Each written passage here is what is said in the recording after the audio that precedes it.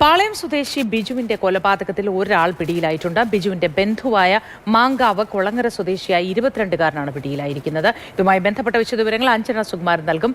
അഞ്ജന, ഇയാൾ എങ്ങനെയാണ് പിടിയിലായത്, എന്തുകൊണ്ടാണ് ഇതിലേക്ക് അയാൾ ഉൾപ്പെട്ടത് തുടങ്ങിയ കാര്യങ്ങൾ പോലീസ് വ്യക്തമാക്കുന്നുണ്ടോ?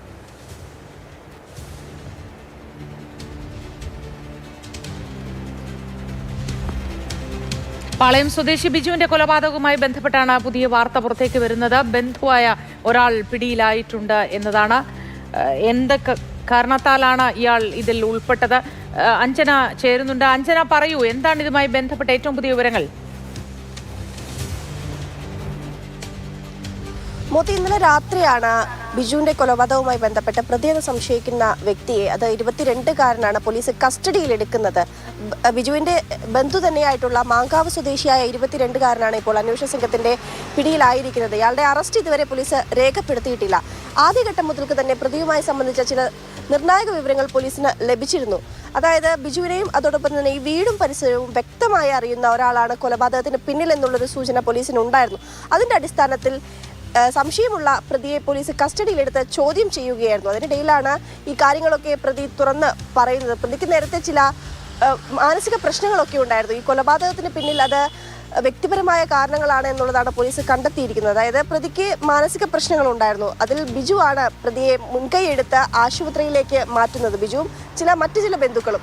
അതിന്റെ വൈരാഗ്യമാണ് ഇത്തരത്തിലൊരു കൊലപാതകത്തിലേക്ക് നയിച്ചതെന്നുള്ളതാണ് പോലീസ് കണ്ടെത്തിയിരിക്കുന്നത്.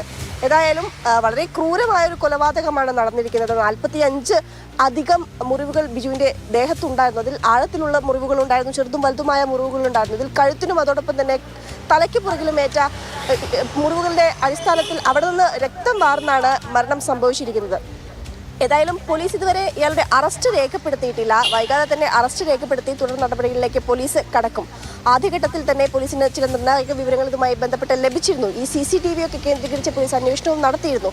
പ്രതിക്ക് വീടും സ്ഥലവും വ്യക്തമായി അറിയുന്നത് കൊണ്ട് തന്നെ CCTV ഇല്ലാത്ത വഴികളിലൂടെയായിരുന്നു രാത്രിയിൽ ഈ പ്രതി ബിജുവിന്റെ വീട്ടിലേക്ക് എത്തിയത്. ഏതായാലും ഈ ഞായറാഴ്ച പുലർച്ചെ 3 മണിയോടുകൂടിയാണ് ഈ കൊലപാതകം നടക്കുന്നത്.